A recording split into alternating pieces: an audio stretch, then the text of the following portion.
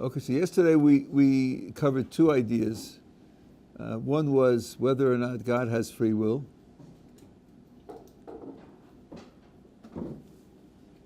And we said that he does, on the grounds that free will means free from external causation, and God is totally and absolutely free from external causation.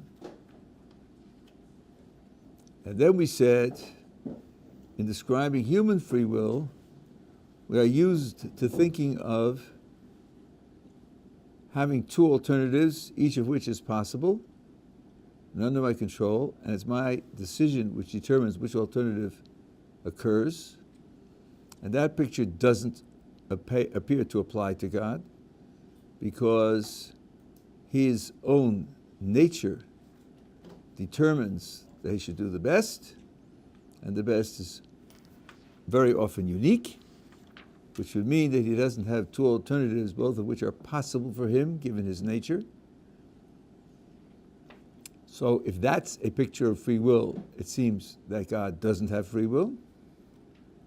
And I explained that that picture, what you might call free choice as opposed to free will, that picture is not part of the definition of free will. It is rather a solution to an engineering problem.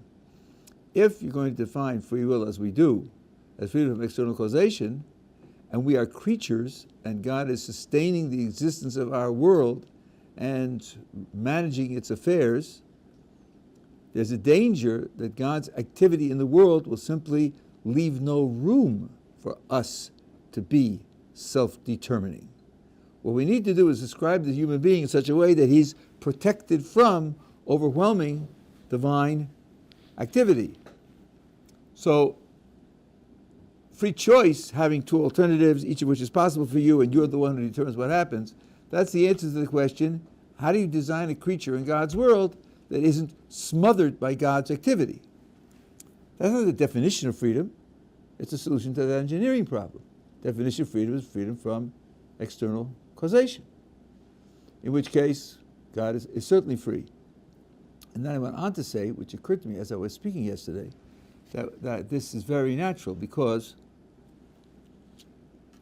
we recognize that you are responsible not only for decisions you freely make, we are responsible for the consequences of decisions that we freely make. In particular, if we freely make a decision which results in the loss of free will, often we will say we are responsible to what happened during the latter period where we didn't have free will, because we freely chose to do something which we knew would lead to the loss of free will. Like the drunk driving example. Like a drunk driving example, right. So, that means that if I'm suffering from a compulsion to do something, we are going to ask, well, right now you don't have two alternatives. Right now your inner drives overwhelm you and there's only one thing you can do, but how did you get to be that way? Did you get to be that way because of your own free decisions? If so, you can be responsible, even when you don't have an alternative, because you put yourself in the condition of not having an alternative. Now, what's the alternative to that? The alternative to that is my free decisions didn't put me in that condition. Oh, they didn't, hey? So how did you get into that condition? Well, something else must have put me in that condition. That's going to be external causation, and that's why you're not responsible. You're not responsible because, in the end of the day, it's external causation that brought about what you do. So everything depends upon external causation. Nothing depends intrinsically on having two choices or not having two choices. So that's why we said that God has free will. Are we together on that, for what we did yesterday? Good. The other thing we talked about yesterday was whether using your free will to program your behavior in such a way that you end up without free will is a positive or negative thing, is it a good thing or a bad thing? And we pointed out, given the argument I just mentioned, that if I use my free will to program myself to become, to operate in a certain way, and at a later time, after the programming, I'm not exercising free will, I will get credit for all the things that I do. So that doesn't look like there's any loss. And then the question is, well, but then what about the use of your free will? Do you use it for other areas, in which case it's all gain. But suppose you end up with using your free will to the point where the function of free will is wiped out. Let's say you've trained yourself to do everything that you're capable of doing, and nothing else that you can do, and then you end up with no free will at all. Is that a positive or negative condition? And I told you that the Meshech Chochmah, in his introduction to the Sefer Shmos, on the basis of the Rambam in the 7th chapter of Yeshivat Ohr Somayach, says Moses achieved that because it says there twice that he became like the angels, and that the Mesilas Yesharim says in the last chapter that people can be like angels, and angels have no free will. And then I inserted a socially prejudicial remark that the Baal HaTanya says it also, and people have prejudices against the Baal HaTanya if they know that the Meshech Chochmah said so and the Mesilas Yesharim said so, maybe there'll be less prejudice against the Baal HaTanya. But that is definitely a positive development, maybe the greatest possible positive development that a human being can achieve, to use his free will to create in himself the condition whereby he's no longer choosing, everything happens automatically. So that was the end of that session. Yes? So you mentioned last time on this topic that when you would give up your free will in certain areas because now you've mastered them, you now have increased psychic energy for other areas. So I also heard this concept that a person who has a lot of inclination towards the good has a lot of inclination towards the bad also. That a person who reaches this level of being able to affect so much positive change in the world also has the power to affect all of this negative change. So if a person does have all of this psychic energy and is able to affect all of this positive change, but we're saying that he has that because he's mastered all of these areas and given up his free will, then how on earth does he have the ability to do anything bad? Because he gave up his free will. Where's that ability to do bad come from? Very good question. And the answer to this question, and at least 1,000 other questions, is a simple principle. The principle is all general statements in the Talmudic literature have exceptions. You're asking for a steer between two general statements. That's quite true. It is a contradiction. But we expect contradictions. And this is not sloppiness and inattention and vagary the way certain people who have academic careers would describe it. On the contrary, when you study the literature of a culture, you have to know the rules of that literature, how they use that literature. Rabbi Yochanan was famous for saying, "En lebedim min haklolos." Rabbi Yochanan said, we don't rely on general statements as if they had no exceptions. And then he went on to say, "Afilu makom shenamar b'chutz." So if you find a statement in the Talmudic literature, all A's are B's except for PQR, and you think, oh well, the author actually told me the exceptions, so surely here there aren't further exceptions. Rabbi Yochanan said, yes there are. Yes there are. He said all A's and B's except for PQR, and XYZ are also exceptions, and he didn't say them. We do not rely on general statements as if they were universal and absolute. They weren't meant in that way. So I think that what we'll have to say here is these examples, these sources that say that a person can get to the point of a malach and therefore loses his free will, for that what you have quoted isn't true for them. It isn't true for them. Odessa has all essay ain't not allowed to rely on miracles, but some people are, and some people the Talmud did. So it means you're not allowed to unless you're special like these people, and then you can. Right? You have to get used to that. That's the way the Talmudic literature uses general statements. Yeah. Sorry, I'm just on the question of whether God had free will or not. What was the Havamina that he could not? The Havamina is like this. If you think free will means having two alternative possibilities for action, and each one is under your control, each one is possible for you, and then your choice decides which happens. If you think that's what free will means, then it's going to be difficult to associate it with God. Because with respect to God, certain things aren't possible alternatives, like doing something evil, or doing something imperfect, or doing something sloppy and careless, or doing something that requires ignorance, because none of those are possible for him. They're not possible. So he doesn't have two alternatives that he's choosing between. There's only one thing that he can do. So if you think having two alternatives, both of which are possible, is required for the definition of free will, then you're going to say that God doesn't have it. I mean, Yeah? in all those things, can we really say it's impossible, or would we just say that God does not do it? No.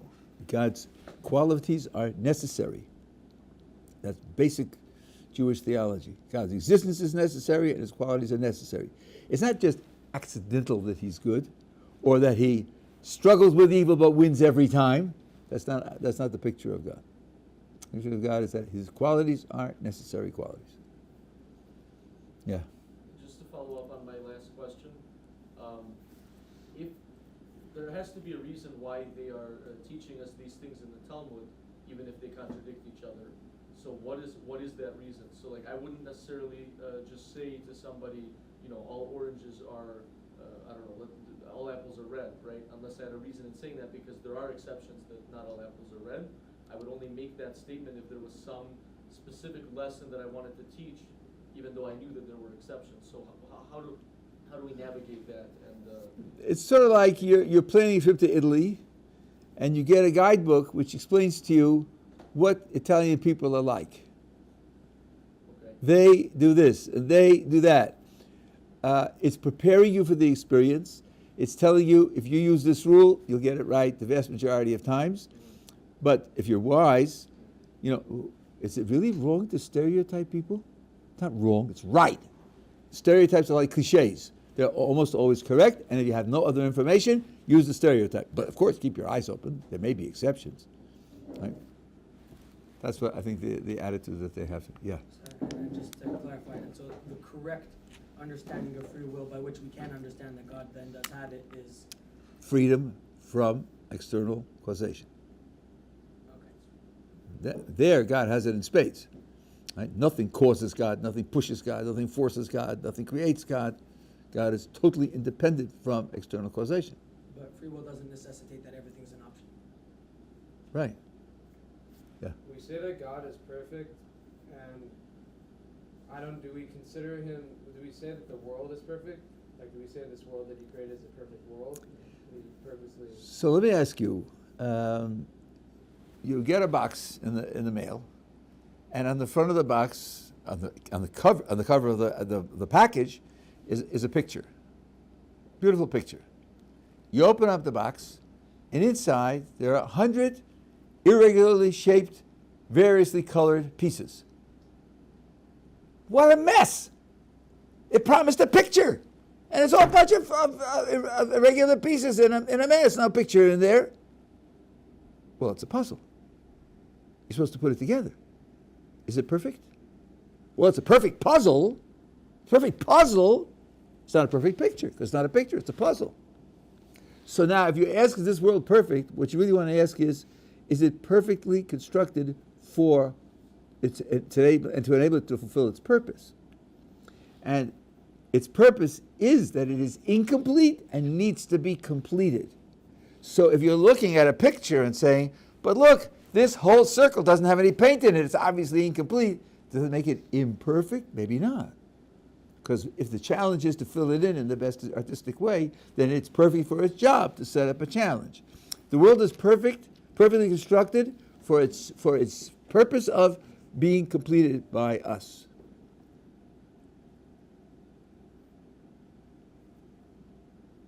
Follow what I mean? Oh, yeah, that's it, yeah. Okay. All right. Now this is I want to. I must say it's hard for me to remember what I say to one group or another group. Did I talk to you about why it is that when somebody puts a gun to somebody's head, tells them to bow to an idol? Or did we talk about that? Okay. So There's free will.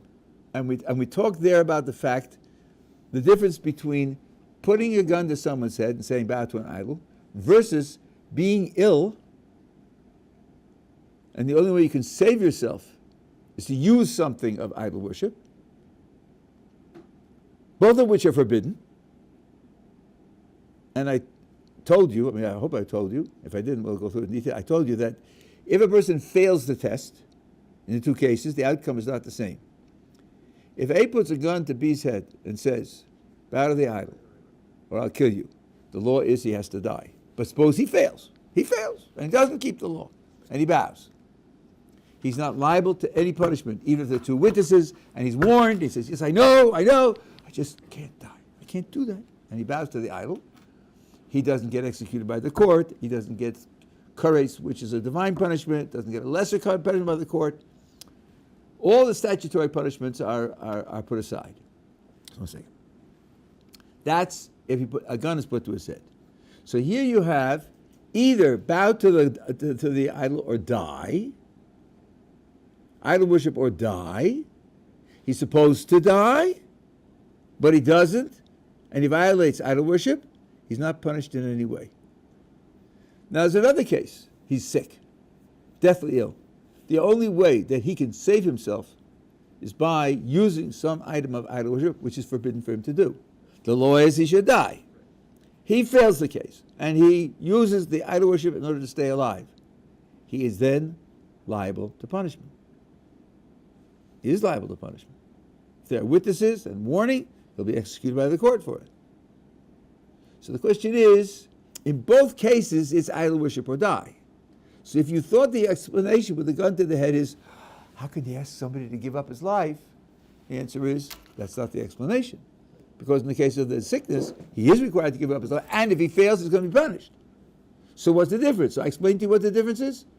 Okay. So the difference is, I'm just going to say it again, but not because I want to take out another step. The difference is that in the case of the gun to the head, the idea of bowing to the idol comes from the guy with the gun. The guy who bows wishes the idol would disappear and wishes the guy with the gun would disappear, and he has no interest in idol worship whatsoever. The rotza, the will to bow to the idol, comes from the guy with the gun. He escapes the danger by bowing to the idol the way the author of the danger wants him to do. In the case of sickness, it's not like that at all. The sickness wants to kill him, period. Sickness doesn't care about idols and idol worship and Jewish law. Sickness wants him dead. And he thinks, I'm in trouble. I have the sickness, and it's killing me. What can I do to save myself from the sickness? Aha! I could use idol worship to save myself. So the origin of the idea of idol worship is in the victim. Not in the danger, but in the victim.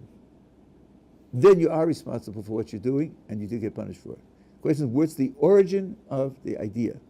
So this now becomes a very important principle, that the will to do something can have an origin, internal or external, and when it has an external origin, it changes the character of the act that the person is doing. So this we talked about in the case of this conflict with idol worship. We talked about the diamonds in the other guy's house. There's another application of this. There is a phrase in the Talmud which occurs a number of times. It's very, very commonly known and used. Gottleib osa. Shimon wants to do a mitzvah, and Ruvain enables. Sorry. Let me start again. Ruvain enables Shimon's performance of the mitzvah. And the phraseology is, greater is the enabler than the agent who carries it out. That's found many times in the Talmud. Once it says, Gottleib ma'asa ke'osa. The enabler is equal to the agent, not greater. What's the difference? So one of the Achronim, I thought it was the Yad Aharon, I couldn't find it, but my brother was found in somebody else, says the following. It depends upon how the enabler enables the agent to function. And there are two possibilities. And they parallel what we've been saying. One is, the person wants to do the mitzvah and doesn't have the means. And the enabler provides him with the means. Now take a guess. Then, is the enabler equal or greater?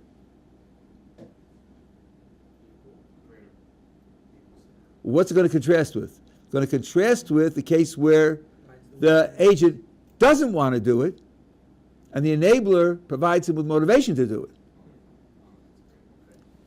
So that's going to be greater. Whereas the first one's going to be equal.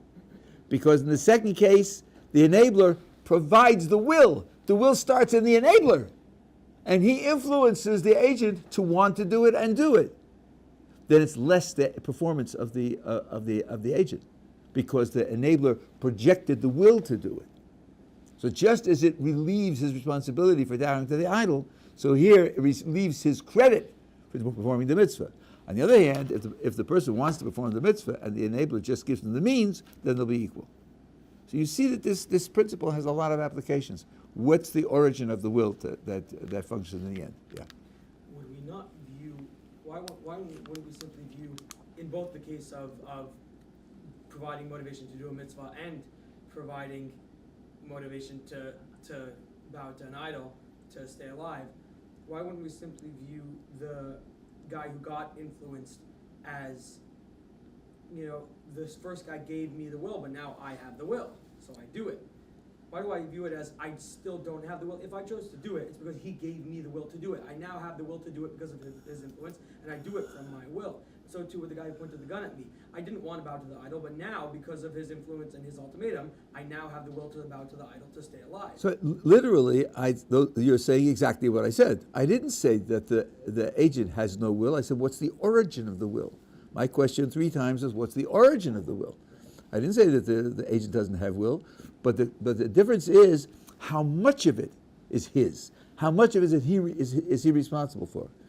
The person who saves his life, the whole origin of the idea to use the idol worship is in his own calculation of what to do.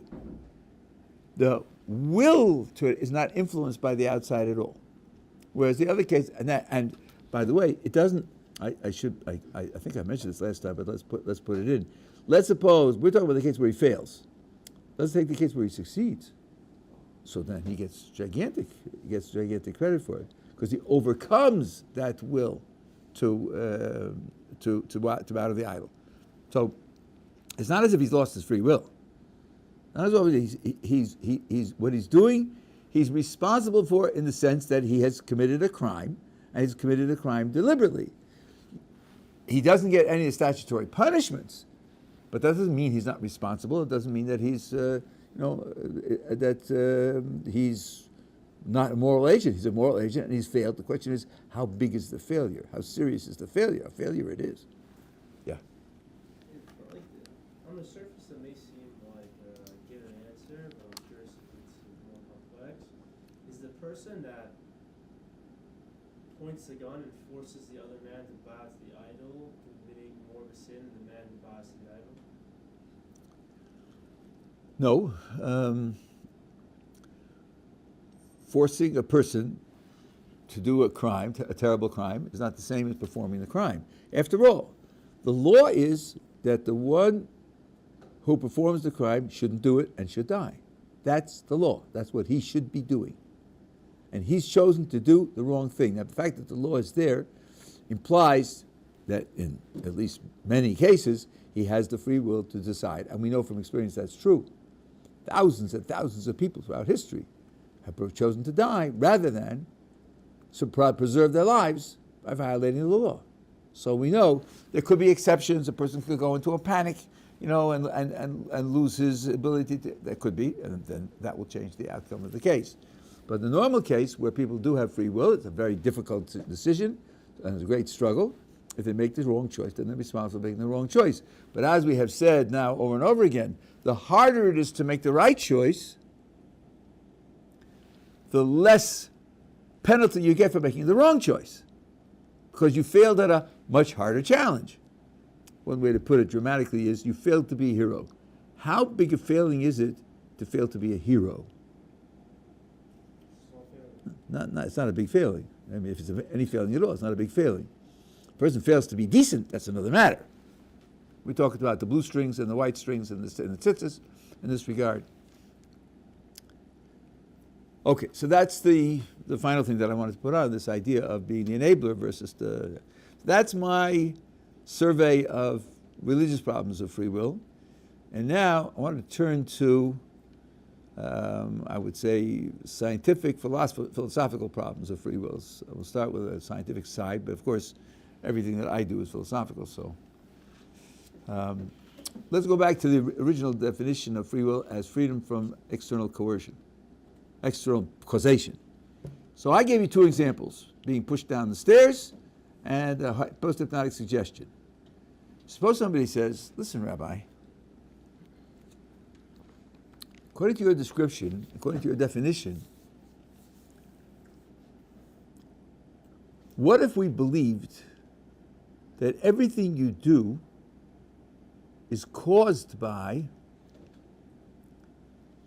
your physical circumstances and your physical environment and your development, nature and nurture, and that produced who you are, all of it. And then who you are includes motivations and values, produces your values also, produces your worldview, and then you operate on this external programming. That's all you are. You're a product of nature and nurture together, creating everything about you.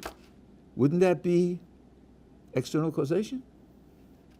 Wouldn't everything you do be the result of external causation? Are you going to tell me, Rabbi, that Judaism holds that can't be true? Can't be true? Because if it were true, then you wouldn't have any free will, free from external causation. Because everything you did would be the product of external causation. Are you really going to tell me that, Rabbi? And the answer is, yeah, I'm going to really tell you that. That's right. That's what we're going to tell you. I'm going to hold that that can't be right. Cannot be right that everything you do is the result of proximate and distant causation, the sum total of your DNA and the environment, the uteral environment and then post-birth environment, all of that produced you like a VCR or like a submersible or something else, right? Something that works like a machine. So then the critic says, but Rabbi, you're out of step with modern science and modern philosophy and so forth and so on. I want to show you that we're not out of step, that those who claim that they know that we are nothing but machines produced by nature and nurture together have no good reason to say so, that the science that you learn is, in this discussion, is partial and sometimes deliberately partial. They hide things from you, or they themselves don't understand the significance of the science that they are citing. I say that as someone who's done philosophy of science. And that there's no good reason to think that the sum total of what you are and what you do is produced by these factors. I don't know if you saw the result of the 25-year-old bet between David Chalmers and what's the first guy, Koch's first name. 25 years ago, they bet that whether or not it would be discovered how the brain produces consciousness. Koch, who's a neuroscientist, said yes, and Chalmers said no. Well, June 23rd was 25 years, and the answer is no. They have not discovered it. In fact, the two leading theories were recently put to a test, one against the other, and against the evidence. Neither theory matches the evidence. We have no theory that explains how the brain produces consciousness. Just this year, Rabbi?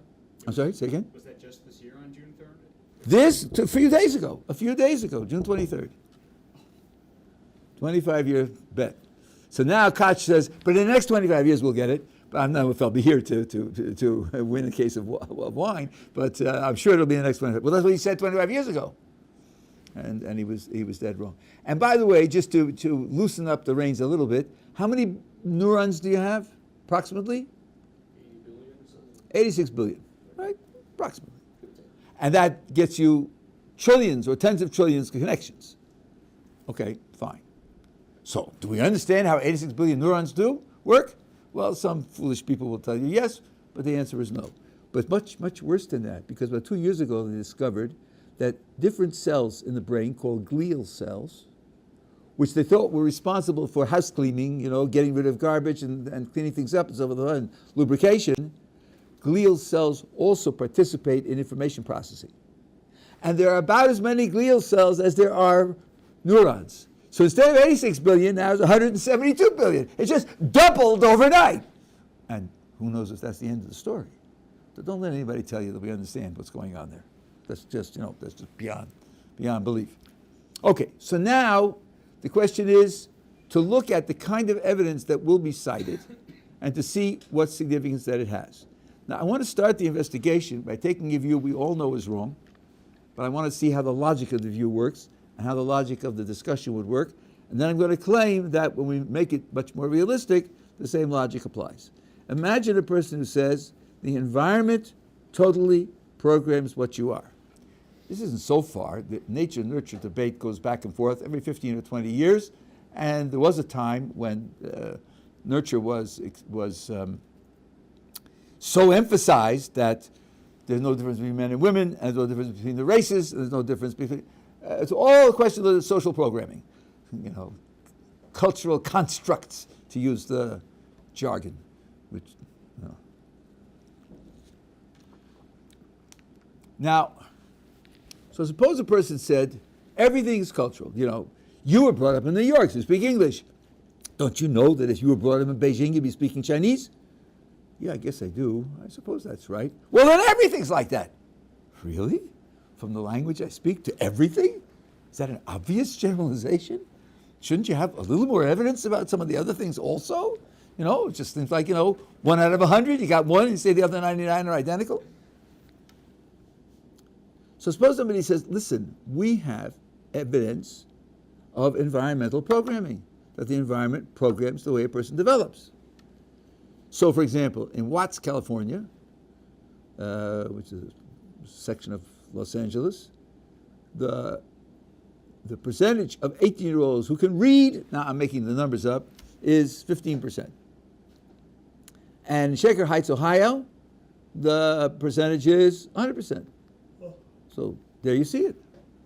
You see that the environment determines the outcome. Now suppose I say, let's try that again. In Watts, it's 15% that can read.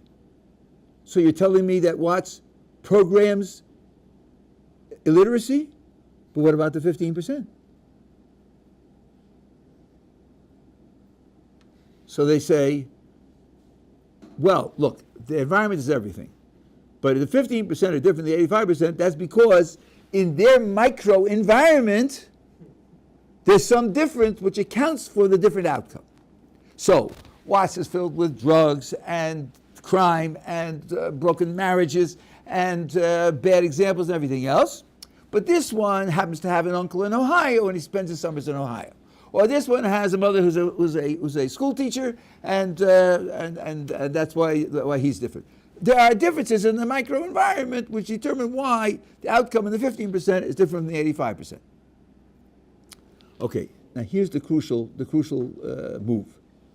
When the believer in environmental programming says there's a difference in the environment for the 15%, does he actually show you the difference? Research the difference? This one had the cousin, and this one had the aunt, this one's mother was a teacher? Or does he say, well, there must be a difference in the environment because that's how we account for the fact that they're different from the other people. The environment does everything, and the 85% show the general negative environment of Watts, and the other 15%, there's something in their environment which determines the different outcome. Well, let me tell you, in the literature, they don't find it out in detail. They don't find out which one has a cousin, and which one has a mother, and which one has a teacher. They tell you that the 15% have a different microenvironment, and that's how they present their case. It's very important to understand that this presentation of the case is incompetent. Those of you who have been here for a while, remember we talked about burden of proof. This is an incompetent presentation. Let's go back to it again in detail. I pretend, like Socrates did, I don't know anything. I have no commitments. You say you know.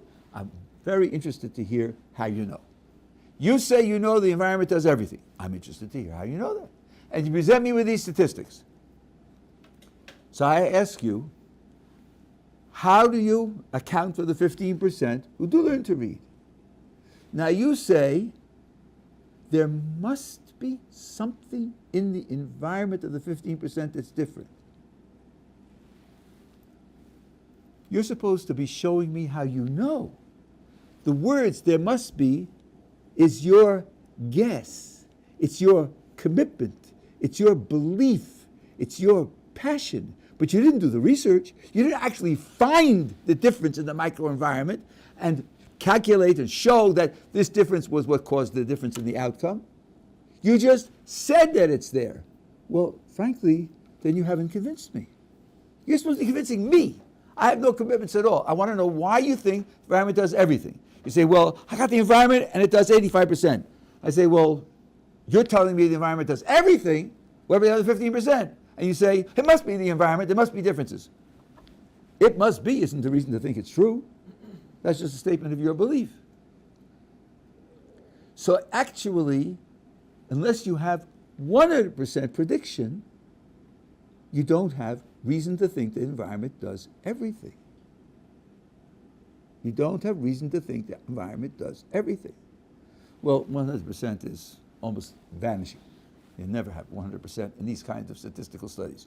The studies that lead to the idea that the environment has a role to play are always partial statistics. They're never 100%. So, that being the case, I say what your evidence can indicate is environmental influence, but not environmental causation. Everybody agrees to environmental influence. Nobody disagrees with that. That's not controversial. What's controversial is that environment it does the entire causation. Let me just finish the argument, and then I'll take another question. Now, I told you this is unrealistic because everybody knows that if you send a mouse to Harvard, it will not learn Shakespeare because it's got the wrong genes. The genes do play a role. How much and how you balance nature and nurture, as I said, it's a stylistic thing, goes back every 15 or 20 years. But everybody agrees they both play a role. So now let's make it realistic. No, Rabbi, it's not the environment does everything. It's the environment plus the DNA. The environment and the DNA together determine the outcome. Okay, what's your evidence for that? Can you specify DNA types and environmental conditions and predict 100% what the outcome will be? You certainly cannot. You can't even identify DNA types. So what's your evidence for thinking that it's a totally, externally caused outcome? That's a very simple piece of reasoning, and then puts you in the position where when you ask for evidence, you're not going to be satisfied. And by the way, I suggest you sort of put this in your hip pocket when somebody says something about what science is supposed to have determined. Ask what's the evidence. 9 times out of 10, the person's talking won't have a clue what the evidence is. But when he does, when you look at it and investigate it, you'll always see that for a proposition like this, it's incomplete, dreadfully incomplete. So that's one reason to think that we're not going to have to face this problem anytime soon. You had a question? I think I resolved it, but I will also ask though. That being said, we cannot disprove it either. Can we prove that free will is the ultimate, quote unquote causation other than this? Okay, so now I think we can do something in that direction, but leave that aside for a moment. We talked about burden of proof, and I suggested that when you have a discussion, and some proposition is at issue, let's say Q. Some people are for Q and some are against Q. The best way to conduct a discussion, because it's clearer, is to decide one side shall take a position and defend it against attack. So, let's say people believe Q is true. So then they're going to take the position that it's true, and then they're going to defend it against attack. So they're going to present reasons to believe that Q is true, and the others are going to attack. Now, let's see if we can agree on this. In order for the defender to win the contest, he's got to present sufficient reason to think that Q is true. In order to attack, what must the opponent do? Reveal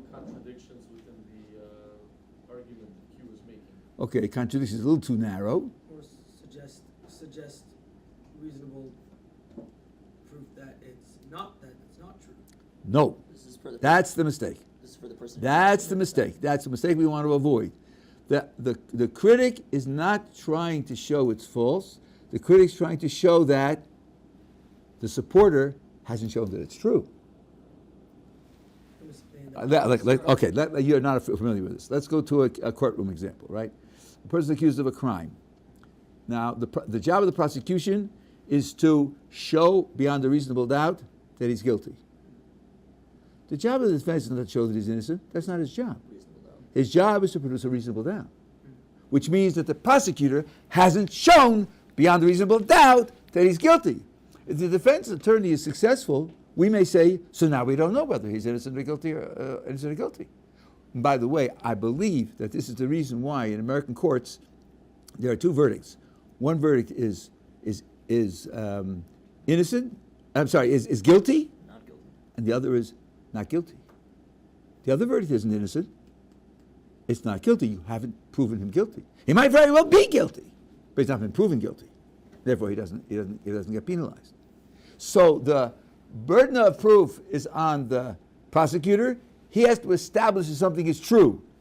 The defense attorney just has to show he didn't establish it. That's a very, very different proposition. So I suggest when you're talking about, let's say, does the environment totally cause human development, or environment and DNA totally cause human development? Take the argument in two stages. First stage, because lots of people are quite convinced, they're sure they know that the environment and the DNA do it. So let them bear the burden of proof. They'll be happy to do so because they know they're right. And you poor religious people are ignorant and superstitious and you haven't got any brains. We'll wipe you off with a few easy arguments. So fine. You're confident. You're sure that you're right. Let's hear your story. I'm just going to now, like Socrates pretended to do anyway, to say, let's see whether your story suffices to show you're right or doesn't suffice to show that you're right. If my critique defeats his argument, we then end up with, we don't know whether it's right or not. He might still be right. He just hasn't shown it. So I do not have the responsibility to show that he's wrong. All I have as responsibility is to show that he hasn't succeeded. So I want to make room for our position by showing there isn't good reason against it. That's the first step. I think that I can show that it's a reasonable default position. It's not me now, this is a principle that many philosophers use. Anything that everybody regards as obviously true is appropriate as a default position unless and until somebody shows there's something wrong with it. Anything that everybody regards as obviously true is appropriate as a default position, a thing to believe, unless and until somebody shows there's something wrong with it. And everybody believes that free will is obviously true. Even someone who says, I know the science and I know the philosophy and I think it's false, he also thinks it's true. He's just reciting a mantra that he's been taught. John Searle has a beautiful illustration of this, a famous joke. The determinist who thinks there's no free will comes into a restaurant and sits down. The waiter comes over and says, listen, we have meat and fish. What would you like? And the customer says, I'm a determinist. I don't believe in free will. I'm just going to sit here and wait and see what I order.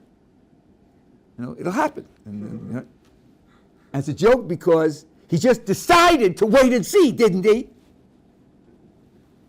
You experienced your life as making decisions. You experienced your life as what happens is either the result of my decision. That's how you experience life. Could it be wrong? Yeah, I'm very liberal about what could be wrong. I think possibility is very, very open.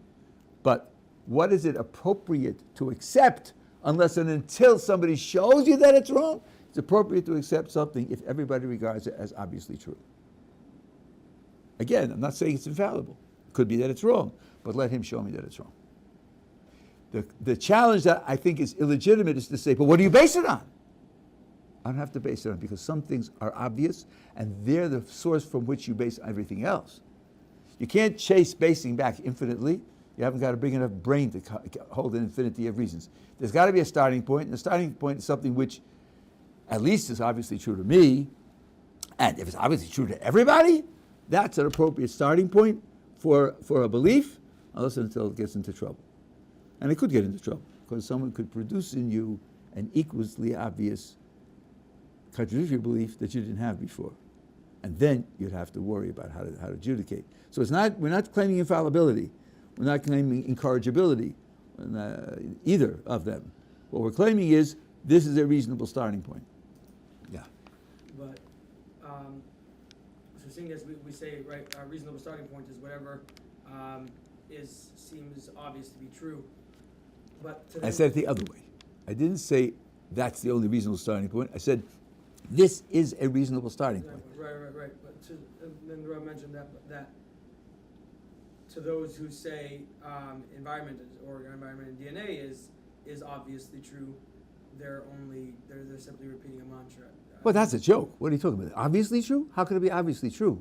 Why? You're telling me that the pollution that we have in the air is caused by suntan lotion. That could be obviously true. You don't have to look at the world. You have to do experiments. You don't have to get statistics. For someone who has obviously true, it belongs to a mental institution. I don't think environment and DNA equals pollution coming from suntan lotion. It includes people making decisions based on their nature and their nurture. But it's got to be total causation. That can't be obviously true. How do you rule out other factors also playing a role?